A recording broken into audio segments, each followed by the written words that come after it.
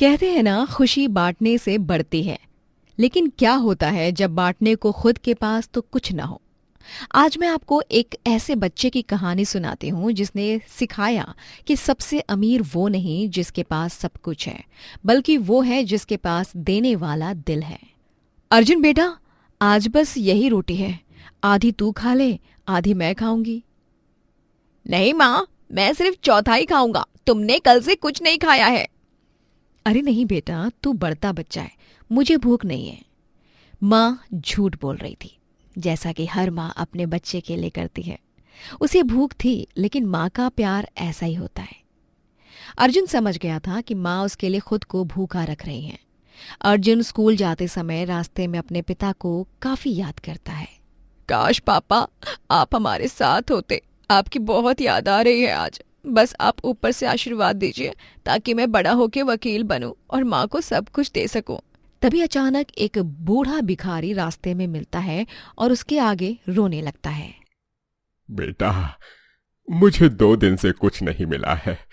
कुछ मिल जाए तो। अर्जुन के पास सिर्फ आधी रोटी थी, उसका टिफिन। वो जानता था कि घर में और कुछ नहीं है, लेकिन उस बूढ़े दादाजी की आंखों में भूख दिखी। दादाजी, मेरे पास सिर्फ ये आधी रोटी है, आप खा लीजिए। अरे बेटा, तू तो अभी बच्चा है, तुझे भी भूख लगी होगी। दादाजी, आप मुझसे बड़े हैं, पहले आप खाइए। मैं स्कूल से आकर ना खा लूंगा पेट भर के। दादाजी की आंखों में आंसू आ गए। उन्होंने कभी नहीं सोचा था कि एक गरीब बच्चा अपना खाना उनके साथ बांटेगा। बेटा, तू सिर्फ आधी रोटी नहीं, अपना पूरा दिल मुझे दे रहा है। भगवान तुझे बहुत खुशियां देगा। याद रख, जिसके पास देने वाला दिल है वही सबसे अमीर है। अर्जुन हमेशा क्लास में फर्स्ट आता था, लेकिन उसकी फीस बकाया थी। प्रिंसिपल शर्मा ने उसे ऑफिस में बुलाया। अर्जुन, तुम बहुत होशियार हो, हमेशा फर्स्ट आते हो, लेकिन तुम्हारी फीस क्यों समय पर नहीं आती है? सर, मैं जानता हूँ, माँ कहती है अगले महीने दे देंगे। मैं क्या करूँ, मुझे खुद शर्मिंदगी महसूस होती है। बेटा, मैं तुम्हें डांटने नहीं बुलाया हूं। आज तुम उदास भी लग रहे हो, कुछ बात है क्या? नहीं सर, कुछ नहीं, कोई बात नहीं है। तुमने टिफिन नहीं खाया? हमेशा खाली टिफिन बॉक्स देखता हूं मैं तुम्हारा। सर, मैंने ना मैंने किसी भूखे को खाना खिला दिया। क्या मतलब? तुम भी तो बच्चे हो। सर, जब कोई भूखा मिल जाता है तो मैं अपना खाना बांट देता हूँ। मैं बाद में खा लूंगा, ऐसा कुछ नहीं है। मैं सबको सोचता हूँ कि पेट भरा रहे। प्रिंसिपल साहब को अर्जुन की बात पर विश्वास नहीं हुआ। एक गरीब बच्चा जो फीस भी नहीं भर सकता, वो दूसरों की मदद कैसे कर सकता है। वो चुपचाप अर्जुन के पीछे गए और उन्होंने सब कुछ देखा। अगले दिन प्रिंसिपल साहब छुपकर अर्जुन के पीछे जाते हैं और जो देखते हैं वो उनकी सोच से कहीं परे था, कहीं जुदा था, बहुत ज्यादा था। यह बच्चा वाकई रोज अपना खाना बांटता है, सिर्फ एक आदमी को नहीं, रास्ते में जितने भी भूखे मिलते हैं।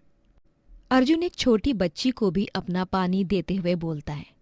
बहन, तुम प्यासी लग रही हो, ये पानी पी लो। मैं स्कूल के नल से ना दोबारा भर लूंगा।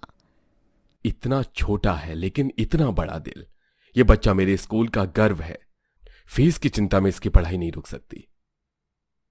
अर्जुन, मैंने तुम्हें देखा है, तुम सिर्फ पढ़ाई में तेज नहीं हो बल्कि दिल के भी अमीर हो। सर, मतलब। तुम वकील बनना चाहते हो ना? तुम्हारा सपना क्या है? हाँ सर, मैं वकील बनकर माँ बापों का सपना पूरा करना चाहता हूँ और जितने गरीब लोग हैं उनकी भी मदद करना चाहता हूँ, लेकिन हमारे पास पैसे नहीं है। अर्जुन, आज से तुम्हारी पढ़ाई की पूरी जिम्मेदारी मेरी है। बुक्स से लेकर आगे की हायर एजुकेशन तक सब कुछ स्कूल की तरफ से। सर, लेकिन क्यों? मैं तो फीस भी नहीं भर सकता। क्योंकि तुमने मुझे सिखाया है कि एजुकेशन सिर्फ बुक्स से नहीं आती। तुम भूखे रहकर भी दूसरों की मदद करते हो। मैं चाहता हूं कि तुम बड़े होकर और भी लोगों की मदद करो। यही मेरा भी सपना है। सर, आप मेरी तरह लोगों की मदद करना चाहते हैं? हाँ बेटा, लेकिन मैं डायरेक्ट नहीं कर सकता, तुम्हारे जरिए कर सकूंगा। तुम मेरे हाथ बनोगे गरीबों की मदद के लिए।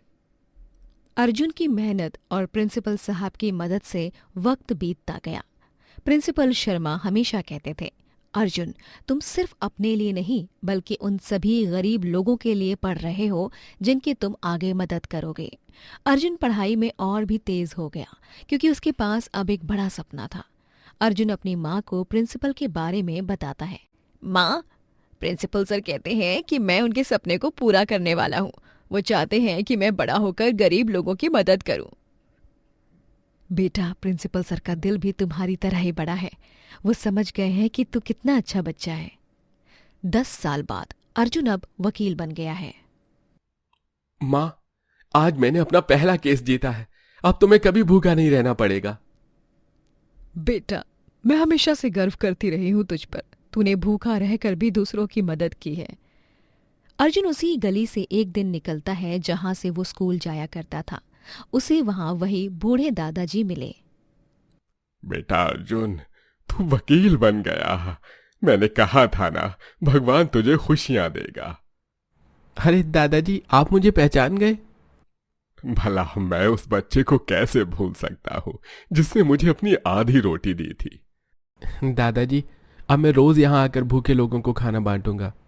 आप मेरी मदद करेंगे? बिल्कुल बेटा। अर्जुन अब बड़ा वकील बनकर भी रोज गरीबों की मदद करता है। अर्जुन ने अपनी कमाई का एक हिस्सा हमेशा गरीब लोगों की मदद में लगाया। अर्जुन की कहानी हमें सिखाती है कि खुशी बांटने से बढ़ती है, प्यार लुटाने से बढ़ता है। चाहे आपके पास कम हो या ज्यादा, अगर आपके पास देने वाला दिल है ना, तो आप दुनिया के सबसे अमीर इंसान हैं, क्योंकि जिसके पास देने वाला दिल है वही सबसे अमीर है। निधि एक बौनी लड़की होती है जो अजय नाम के लड़के से प्यार करती है। अजय और निधि दोनों एक पार्क में मिलते हैं और अजय निधि से कहता है, निधि, अब बस मैं तुमसे और ज्यादा दिन अलग नहीं रह सकता। अरे परेशानी क्या है? हम दोनों एक दूसरे से इतना प्यार करते हैं, तो तुम क्यों शादी के लिए मना कर रही हो? अजय, तुम तो जानते ही हो ना, मैं बौनी हूँ। मुझे पता है कि तुम मुझ में भले ही कोई कमी नहीं देखते हो, लेकिन तुम्हारे घर वाले भी तो है ना, और मुझे नहीं लगता है कि तुम्हारे घर वालों को मैं पसंद आऊंगी। तुम मुझे पसंद हो, बस। इसके अलावा मुझे कुछ नहीं सुनना है। और अगर तुम्हें लग रहा है कि मेरे घर वाले तुम्हें स्वीकार नहीं करेंगे तो ठीक है, हम अभी मंदिर में शादी करेंगे, और तब तो घर वालों को तुम्हें स्वीकार करना ही पड़ेगा ना। अजय। निधि, मुझे कुछ नहीं सुनना। आज ही हम शादी कर रहे हैं। मैं तुमसे और दूर नहीं रह सकता। अजय निधि से तुरंत मंदिर में जाकर शादी कर लेता है और फिर उसे अपने घर लेकर जाता है। अजय के साथ एक बौनी लड़की शादी के जोड़े में देखकर अजय की माँ और बहन दोनों हैरान हो जाते हैं। ये किसकी बच्ची है और ये शादी के जोड़े में यहाँ क्या कर रही है? माँ, ये निधि है, मेरी पत्नी। हमने शादी की है, और अगर आपको निधि पसंद नहीं हो तो भी अब ये हमारे साथ ही रहेगी। तुझे ये बौनी ही लड़की मिली थी पूरी दुनिया में शादी करने के लिए? अरे अगर तुझे शादी करने का इतना ही भूत सवार था तो मुझे बताता ना, मैं तेरे लिए एक से एक लड़की देखती। माँ, मुझे निधि ही पसंद है, और अब आपको भी निधि को स्वीकार नहीं पड़ेगा। इसके आगे मुझे कुछ नहीं सुनना। अजय की वजह से निधि को कोई कुछ नहीं कहता है, लेकिन निधि को उसकी सास और ननद बिल्कुल भी पसंद नहीं कर रहे थे। माँ, भैया ने ये बहुत गलत किया। मुझे तो घर से निकलने में भी शर्म आ रही है। हर कोई मजाक बनाएगा हमारा। 2 दिन हो गए, मैं तो घर से बाहर तक नहीं गई हूँ। यही तो मैं भी सोच रही हूँ, लेकिन मैं भी कम नहीं हूँ। उस लड़की की वजह से मेरा बेटा हमारे खिलाफ गया है ना, मैं भी उस लड़की को ऐसा सबक सिखाऊंगी, याद रखेगी वो।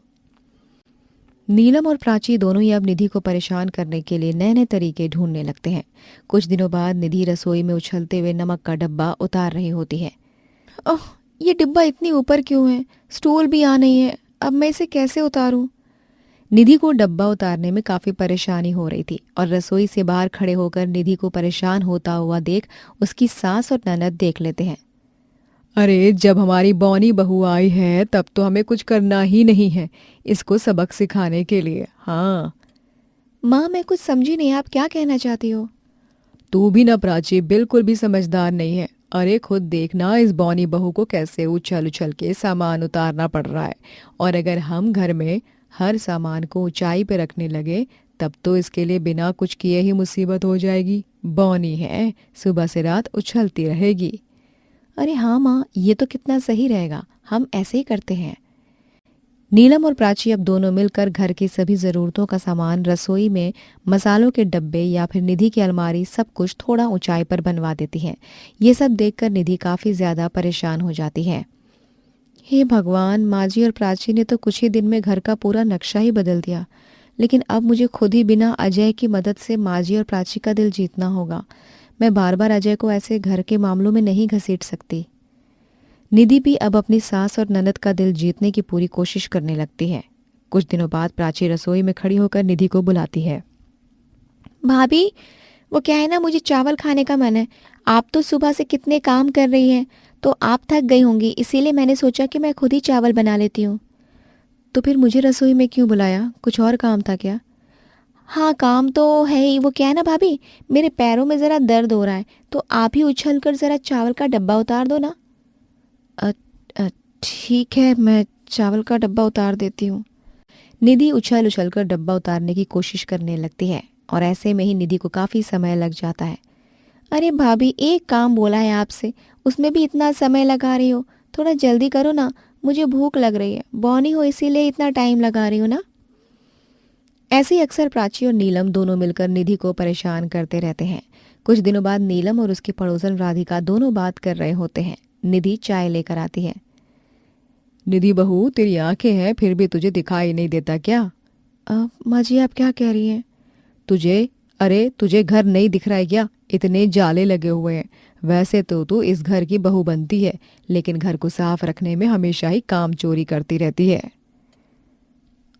माँ जी, अभी मैं थोड़ी देर में जाले साफ कर दूंगी।